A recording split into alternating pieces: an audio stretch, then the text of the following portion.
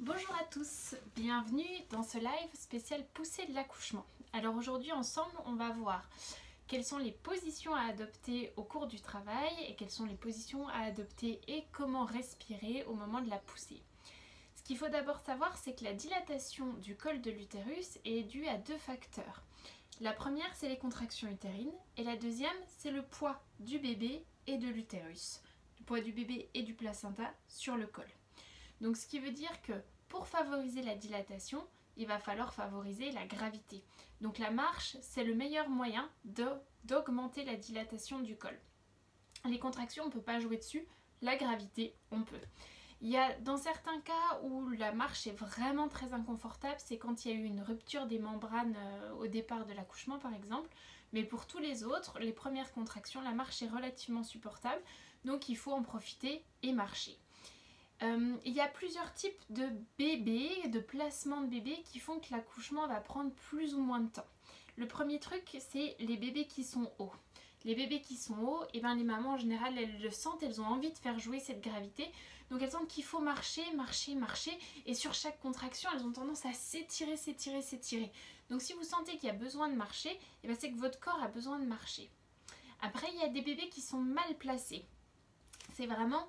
Le bébé il va devoir s'engager dans le bassin au moment de l'engagement, puis de la descente, donc au moment de l'accouchement pur. Pour s'engager, il faut qu'il soit correctement placé.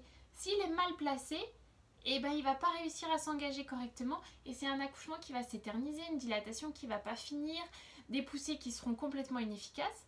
Donc pour replacer ce bébé et le mettre dans la bonne direction, il va falloir favoriser les mouvements du bassin, c'est-à-dire que il va falloir, pareil, les mamans vont le sentir aussi, vous allez sentir si c'est le cas, mais vous allez avoir envie de faire des mouvements relativement asymétriques pour bouger ce bassin, monter des escaliers, enjamber des choses, passer au-dessus, en dessous, rebondir sur le ballon à n'en plus finir, pour essayer de le remonter, pour le replacer cet enfant. C'est vraiment tous ces mouvements asymétriques du bassin, tout ce qui fait faire ça. Donc vraiment monter les escaliers, c'est l'exemple typique. Et bien, de venir mobiliser ici, ça va essayer de replacer le bébé et l'utérus. Après, il y a des bébés qui sont au contraire trop bas. Enfin, c'est plutôt des utérus que des bébés qui sont trop bas. Ça, c'est souvent le cas sur des femmes qui ont déjà accouché plusieurs fois, où du coup tout ça est un peu plus faible, si vous voulez, les ligaments tiennent un peu moins bien. Et en fait, ça va créer une pression sur le périnée. Donc là, maman va avoir envie de retenir. C'est des femmes qui ont souvent, si c'est votre cas, vous avez des varices. Il y a des varices en vaginale qui sont apparues en fin de grossesse, les grandes lèvres qui ont gonflé, sensation de pesanteur sur le périnée. Donc ça, c'est des mamans qui vont être très à l'aise dans l'eau ou qui vont être très à l'aise à quatre pattes, sur un ballon, ou tout ce qui fait que le ventre est retenu, ou debout en position comme ça. Vraiment, tout ce qui retient un petit peu le périnée. Donc vous l'aurez compris, pour l'accouchement en soi, avant de vraiment parler des poussées, l'idée c'est toujours de replacer, remonter le bébé pour qu'il s'engage dans la bonne direction. Ça c'est vraiment le plus important. Et ensuite seulement, on utilisera la gravité pour pousser quand le bébé sera parti pour faire l'accouchement correct. Alors justement, qu'est-ce que c'est que l'accouchement correct? L'accouchement correct, il faut imaginer que le bassin, il y a deux parties. Il y a la partie haute, donc là où sont mon pouce et mon index, et la partie basse où sont mes petits doigts. Donc comme ça. Un bassin, il est comme ça. Pendant tout le début de l'accouchement, hop, il y a le haut du bassin qui va s'écarter pour que le bébé puisse s'engager dans le bassin. Votre bébé en temps normal, il est là au-dessus du bassin pendant toute la grossesse, enfin au-dessus du bassin. Il est dans le bassin mais au-dessus de cette partie-là du bassin. Et puis au moment de l'engagement, donc la première partie de l'accouchement, la tête du bébé va descendre ici. Donc ça va s'ouvrir, s'ouvrir, s'ouvrir. Puis ensuite, le bébé va descendre et venir faire comme un toboggan avec sa tête qui va hop, venir passer comme ça. Comme si, vous voyez, quand on a la brasse coulée un peu, et ben c'est cet effet-là. La tête du bébé va venir faire ça. Donc le bébé va s'engager dans ce bassin, cette partie-là va s'ouvrir, puis ensuite le bébé va descendre. Et au moment de la descente, c'est nos petits os qui sont là en dessous qui, eux, au contraire, vont s'écarter. Le sacrum, qui est l'os derrière, qui est là, hop, qui va bouger également. Bon, il va faire tenir mon ballon. Qui va bouger également pour laisser la place au bébé de venir faire ce toboggan-là. Et ensuite seulement, le bébé va sortir, donc c'est le désengagement, le dégagement, pas le désengagement. Et là, à ce moment-là, le coccyx, lui, va partir en arrière. Le coccyx, c'est la petite pointe qu'on sent vraiment en arrière au niveau des fesses. Et donc, il va partir en arrière. Voilà, ça c'est nos 3 phases d'accouchement. La première, donc là on va pouvoir voir nos positions en fonction des phases. Vous l'aurez compris, pendant les contractions au départ, quand on n'est pas en train de pousser, quand on n'est pas vraiment en travail, la fin du travail, enfin vraiment le moment où on sent qu'il y a une poussée qui se fait au niveau des abdos, et bien sur ces premières contractions-là, si on a envie, on écoute son corps si vous voulez. Si on a envie de marcher, on marche. Si on a envie de se reposer, on se repose. Si on sent qu'il faut bouger ce bassin dans tous les sens, on bouge, on s'assoit sur le ballon, on rebondit. Si on sent qu'il faut soutenir, on soutient. Donc on s'assoit sur le ballon, mais on ne fait rien d'autre. On se met à 4 pattes, on se met dans des positions qui soutiennent. On utilise ses mains pour soutenir. Voilà. Il faut placer le bébé correctement au départ. Donc ça va être toutes les positions du départ. Le ballon, vous l'aurez compris du coup, qu'on ait un bébé qui soit mal placé, un bébé qui soit trop bas, dans les 2 cas, il marche. Donc autant l'avoir. On peut marcher, alterner un peu de marche, un peu de ballon en fonction. Des fois, le bébé va bouger aussi pendant cette première phase, donc il ne faut pas hésiter à bouger, à changer les positions. Voilà, si vous sentez qu'il y a besoin de marcher, mais au bout d'un moment, vous fatiguez, il faut vous allonger, il faut vous reposer un petit coup, vous alternez.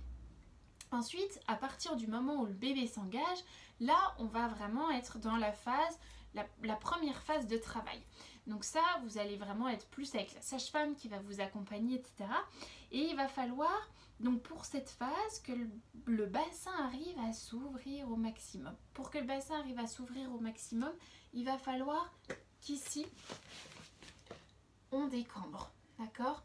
Il va falloir, alors, je ne suis pas en train d'arrondir, je ne suis pas en train de m'affaisser, hein, c'est juste, hop, il faut que le bassin, là, vienne décambrer un petit peu.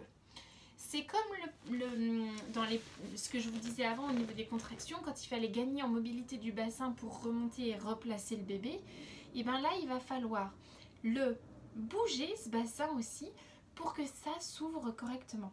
Donc on revient sur nos positions asymétriques. Donc les positions qui sont assez confortables, globalement, c'est le 4 pattes. Hop, position comme ça, où on peut vraiment utiliser son bassin pour venir arrondir ici, favoriser la mobilité, donc pas hésiter à faire des mouvements de bassin, ce position 4 pattes là, quand le bébé s'engage, de toute façon, vous allez sentir, vous avez envie de bouger, vous avez envie de bouger ce bassin dans tous les sens. Les positions côté, comme je vous disais tout à l'heure, tout ce qui favorise les positions côté, c'est les positions enfin tout ce qui favorise les positions côté, pas du tout. Tout ce qui favorise la mobilité du bassin, c'est les positions asymétriques. Donc on va se mettre sur le côté avec une jambe plus remontée que l'autre. Voilà, dans cette position-là, en étant bien remonté évidemment à la maternité, vous allez avoir plusieurs coussins sous la tête, des coussins sous le genou pour vous soutenir. Voilà, et on remonte ici. On remonte au maximum. L'idée, c'est toujours pour que notre bassin soit, qu'ici on soit le plus décambré possible, d'avoir entre cette jambe-là et le tronc ici, plus de 90 degrés. Donc vous voyez la position 4 pattes rapprochées, on est à plus de 90 degrés. Ici, on est à plus de 90 degrés aussi. Position assise, pas hésiter à se mettre assise dans cette position-là. Accroupi. Ici, on est à plus de 90 degrés. Là aussi, on vient vraiment ouvrir son bassin. Accroupi asymétrique avec une jambe en avant, une jambe en arrière. En suspension, si vous avez la chance d'être dans un hôpital qui autorise les suspensions avec quelque chose qui peut vous tracter ici, comme ça le squat devient beaucoup moins insupportable, mais ça peut être aussi en squat comme ça, si vous êtes mieux dans cette position-là, enfin en squat comme ça, à demi accroupi, si vous êtes mieux dans cette position-là, tout ce qui rapproche cette jambe-là du tronc, d'accord? Et encore une fois, si vous pouvez en plus être en position asymétrique, c'est l'idéal.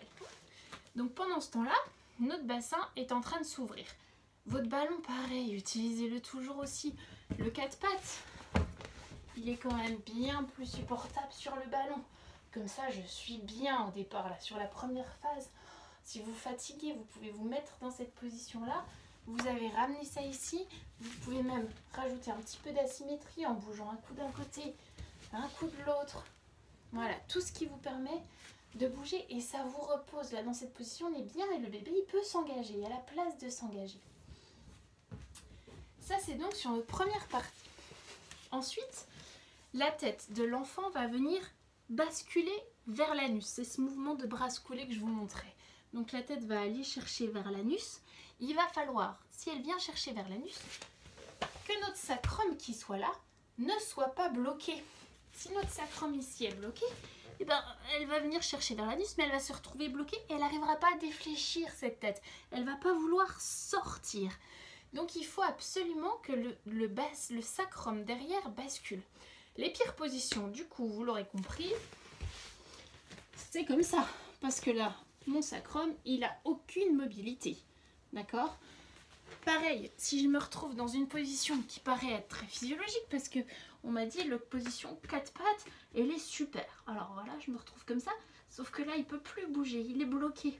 Donc il faut, pareil, dans la position, si vous vous retrouvez assise comme ça, parce que vous êtes en position douloureuse, dans le lit ou assise comme ça, votre sacrum, il pourra plus bouger, il n'aura plus la capacité de bouger. Donc il faut absolument lui donner de l'espace à ce sacrum. Il faut qu'il puisse bouger. Les positions idéales, eh ben, c'est globalement les mêmes qu'avant. Mais avec en plus, hop, pour pouvoir ouvrir, je vais vous montrer, pour pouvoir ouvrir ces petits os-là, hop, tourner. Cet os-là, il s'appelle le fémur. Le tourner en rotation pour que ici, on s'ouvre. Donc en gros, hop, si vous êtes position gynécologique, le plus haut possible ici pour avoir 90 degrés ou même moins là, c'est encore l'idéal. Donc n'hésitez pas à demander à remonter la table au moment de l'accouchement. Si vous avez les pieds dans l'étrier, avoir les jambes, alors si je me mets face à vous, vous le verrez un peu mieux, les jambes qui sont tournées vers l'intérieur. Hop, comme ça ici, si ici on a les jambes qui sont tournées vers l'intérieur, nos os là peuvent s'écarter. Donc position gynécologique, oui s'il faut, s'il n'y a pas d'autre solution, en remontant au maximum le tronc, et pour qu'il y ait le moins d'écart là, et que les jambes soient tournées vers l'intérieur. La position idéale, c'est sur le côté. Moi c'est vraiment la position que je conseille à mes patientes, parce que dans cette position là, on peut se reposer, c'est pas épuisant, on n'est pas sur une position qui est fatigante, mais par contre, on peut avoir la symétrie, la hanche à la poitrine, ici, la rotation, donc là, la jambe tournée, on met des coussins, hop, entre le genou et cette jambe pour venir soutenir la jambe, avoir cette rotation-là, ne pas être fatigué. C'est accessible facilement pour la sage-femme. Il n'y a pas trop de pudeur, enfin la pudeur est minimale parce que la sage-femme est ici, le conjoint va être à la tête, on le verra quand on parlera des poussées, de la respiration de poussée pure. Et donc du coup dans cette position-là, on peut tout faire. Après évidemment, il y a aussi les positions à 4 pattes. Hop, je reviens avec mon ballon. Ici, dans cette position-là, accroupi. Hop, dans cette position ici, avec éventuellement une suspension. Hop, ici, si vous avez la chance d'avoir une table d'accouchement qui est adaptée avec une suspension, on est parfait pour accoucher dans cette position-là. Voilà, donc les positions, en gros, vous l'aurez compris. Toujours, si vous devez retenir quelque chose de vos positions d'accouchement, c'est qu'il faut que cet angle-là soit le minimal. Donc, que ça ici soit le plus rapproché possible. Donc, je remonte là.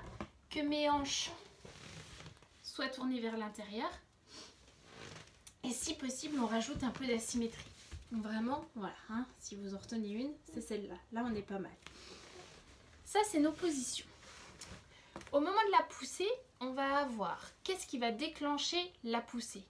La contraction de l'utérus, les contractions de l'utérus, comme pendant toutes les contractions, avec une contraction associée automatique, réflexe des abdominaux. Et c'est celle-ci qu'on va pouvoir accompagner pour pousser le bébé. C'est notre contraction des abdos. Ce que je vous disais lundi dernier dans la vidéo précédente, c'est qu'on a notre piston. Notre piston pour la pousser, ça va être le diaphragme. Le diaphragme, il bouge, il n'arrête pas. En inspirant, il descend.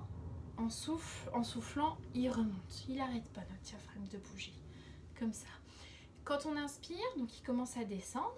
Et si derrière, on a une contraction de l'utérus et des abdos, on va venir aider la poussée pour descendre correctement. Donc du coup, on va profiter de ça.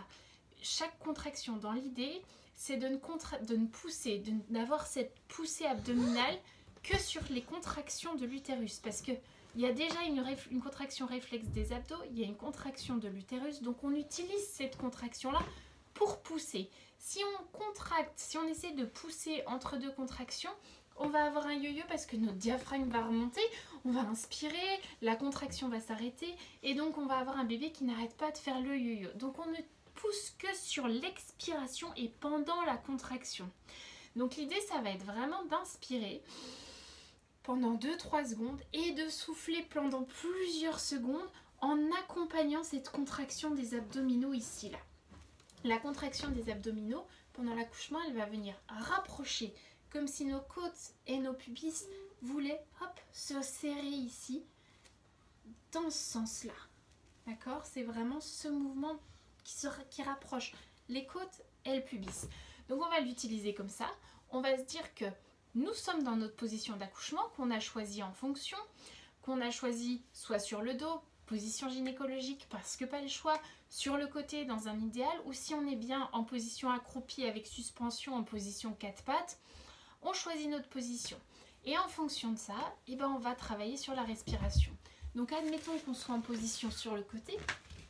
On va le faire peut-être sur le dos, vous le verrez un petit peu mieux.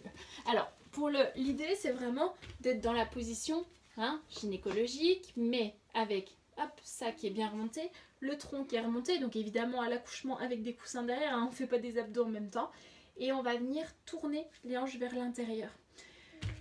Pour accompagner la poussée des abdos dans cette position-là, on va donc faire, j'inspire très fort pendant plusieurs secondes, et en soufflant, je vais venir utiliser mes abdos pour rapprocher mes côtes et mon bassin, d'accord? Plus l'expiration est freinée, plus on va avoir une contraction des abdominaux. Bernadette de Gasquet, elle dit qu'il faut imaginer qu'on gonfle un ballon de baudruche. Donc c'est vraiment... Il nous faut une résistance. Pour celles qui ont fait la méthode du sifflet, c'est la méthode de Luc Guillarme, c'est la résistance maximale. Il faut vraiment qu'on ait cette résistance-là quand on souffle. Et donc je le rappelle, une contraction, une poussée. Dans un monde idéal, c'est ça, une contraction, une poussée, c'est malheureusement pas toujours facile. Donc s'il y a besoin de réinspirer, on réinspire très vite et on en profite pour ressouffler sur cette contraction en poussant. Donc on est dans cette position-là. Hop, les jambes ici. À la maison, entraînez-vous un petit coup à une position à plat dos avec juste un coussin qui vous remonte. Et donc on va inspirer en laissant bien tout aller et en soufflant, on va avoir ce rapprochement-là pour venir aider à pousser le bébé. Et s'il faut, on réinspire très vite et on souffle. L'idée, c'est de souffler le plus longtemps possible. Plus on souffle longtemps avec une forte capacité, plus on va contracter longtemps les abdos, plus la poussée sera efficace. Donc c'est sur ça qu'il va falloir vous entraîner. C'est vraiment, j'inspire pendant 2-3 secondes et je souffle. En venant rapprocher, mes côtes et mon bassin ici, je souffle pendant 8, 9, 10 secondes. Si besoin, je réinspire très rapidement et je recommence, je souffle. Et quand on inspire, plus on inspire fort, plus on va avoir le piston du diaphragme qui va descendre. Donc on essaie d'inspirer en gonflant la poitrine, en gonflant les clavicules, en montant dans les épaules. On essaie de prendre le plus d'air possible pour avoir un piston qui descend le plus bas possible. Donc admettons que, ça c'est pas une position d'accouchement mais c'est pour vous montrer au niveau du ventre. Hop, on est ici, on inspire et quand on souffle, on va venir souffler en créant une résistance et en rapprochant ici là. On rapproche nos abdos, on vient fermer, hop, rapprocher, rentrer le ventre si vous voulez, en même temps que les contractions utérines entraînent la poussée. Donc on inspire pendant 2-3 secondes en montant bien dans les clavicules, en montant bien dans les épaules et on souffle le plus longtemps possible.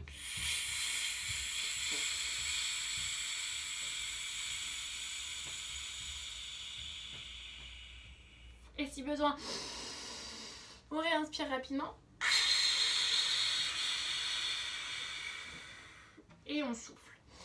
On va en plus aider la gravité parce que sur la position allongée sur le dos ou sur le côté, on n'a quand même pas trop la gravité.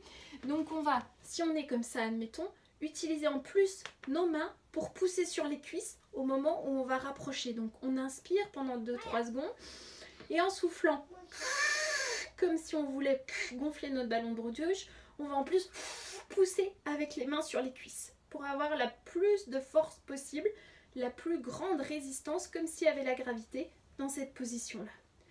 Si on est sur le côté, hop, avec la jambe du dessus qui est remontée, qui est tournée, on va utiliser le conjoint par exemple. Là, je vais vous montrer avec vos ballons, mais la paume de la main au moment où on pousse et au moment où on rapproche là, on inspire, on gonfle bien tout et en soufflant, on rapproche. Et en même temps, la paume de la main va pousser contre la main du conjoint par exemple pour imiter la gravité. Et on pousse en soufflant, en soufflant, en soufflant, en soufflant, en soufflant. On inspire, on reprend de l'air et en soufflant, on ramène, on ramène, on ramène. On rapproche ici. Et on inspire, on relâche tout. Et si on est en position, hop, admettons 4 pattes ici, et ben on va faire la même chose. On inspire et en soufflant, on va venir rapprocher ici. Et là à 4 pattes, et ben l'avantage c'est qu'on a la gravité, d'accord? Donc on ne va pas avoir besoin de pousser où que ce soit. Donc ça, c'est en gros nos 3 positions possibles au moment des poussées avec la respiration.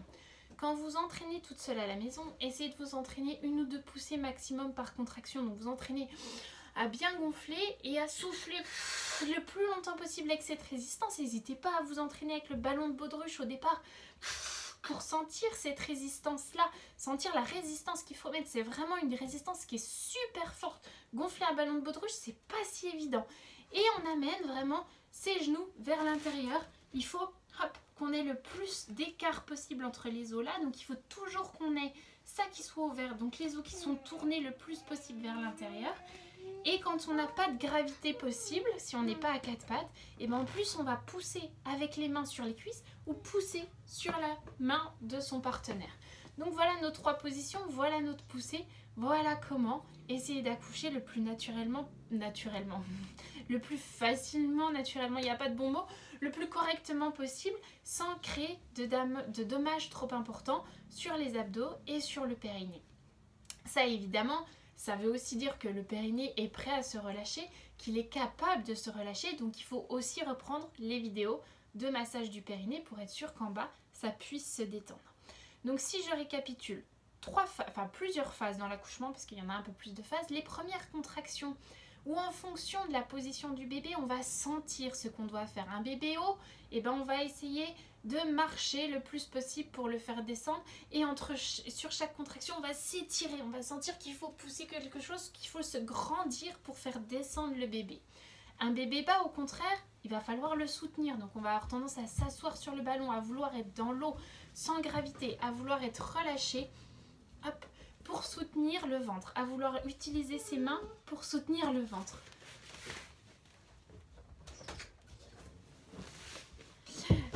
À vouloir utiliser ses mains pour soutenir le ventre ici. Un bébé qui est mal placé, il va falloir le replacer, bouger ce bassin, travailler en asymétrique, utiliser la marche, les escaliers, rebondir sur le ballon pour bien le placer.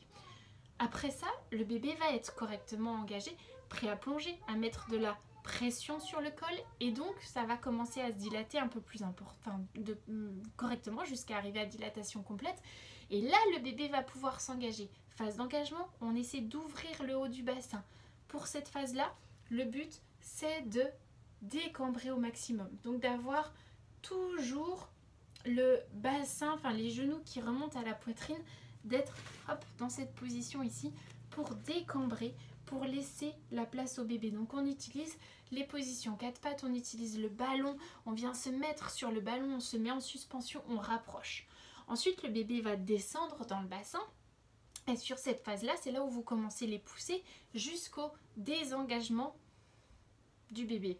J'ai un doute sur le mot désengagement, mais jusqu'à la sortie de la tête du bébé. Et pendant ces poussées, on utilise nos différentes positions en accompagnant la contraction de l'utérus et la contraction automatique des abdos par notre expiration freinée ici, en inspirant très fort pour avoir le piston du diaphragme et en soufflant, en venant rapprocher cette zone ici dans les 3 positions qu'on a vues. la position gynécologique si besoin, mais remonter le plus haut possible avec les genoux tournés vers l'intérieur et les mains qui poussent sur les cuisses au moment où on expire.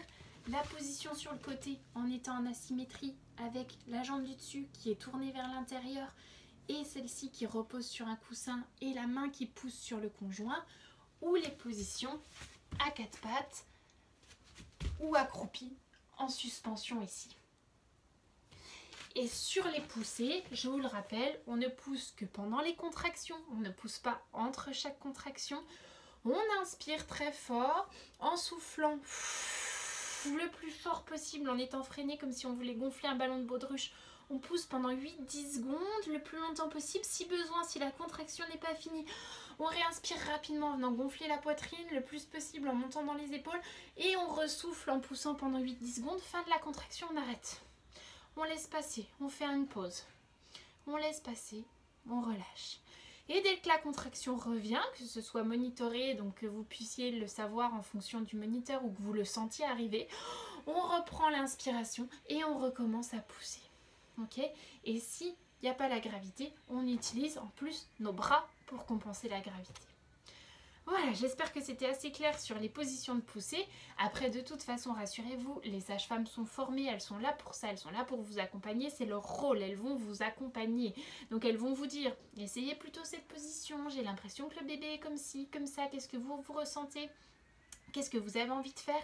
Et écoutez votre corps, c'est votre corps qui arrivera à vous dire, oh là là, le corps va sentir, il faut replacer le bébé n'est pas bien placé, il faut le replacer. Ou l'accouchement dure des heures et ça dilate pas. Ça veut dire que le bébé n'est pas engagé, il faut changer de position, il faut essayer autre chose, il faut bouger.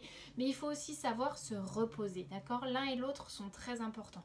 Il faut bouger, il faut essayer de placer ce bébé, il faut être prêt à pouvoir l'engager et qu'il puisse faire sa brasse coulée de sortie, mais il faut aussi que le corps soit prêt. Si votre corps est trop tonique, si vous n'arrivez pas à lâcher, votre col n'arrivera pas à se relâcher, à dilater. Donc il faut aussi laisser aller. Il faut trouver un juste milieu entre ces deux choses-là. Il faut s'écouter. Bon, j'espère que c'était à peu près clair sur ces poussées. Si vous avez des questions, de toute façon, n'hésitez pas à les mettre en commentaire. Si vous sentez qu'il y a des trucs qui sont pas hyper clairs, c'est toujours plus facile. C'est en gros ces poussées-là, ce que je fais en séance avec mes patientes pour leur expliquer comment pousser, mais c'est toujours plus clair quand il y a quelqu'un qui vous guide, qui vous montre et qu'on peut échanger. Donc si vous avez des questions, vous les mettez en commentaire et on essaiera d'en discuter comme ça pour pouvoir que vous soyez, il faut que vous soyez maître et que vous soyez préparé, que vous sachiez à quoi vous attendre et que vous puissiez être prête à utiliser une position ou l'autre et à changer de position au fur et à mesure de l'accouchement. Et si vous avez évidemment d'autres questions, vous n'hésitez pas, concernant autre chose, vous les mettez en commentaire. Et puis on se retrouvera samedi en live sur Instagram, cette fois pour toutes vos questions et vos réponses concernant la grossesse. Et puis mercredi, je crois qu'on fera tout ce qui... non, jeudi, on fera toutes des exercices pour les jambes légères pendant la grossesse. On parlait des varices au départ.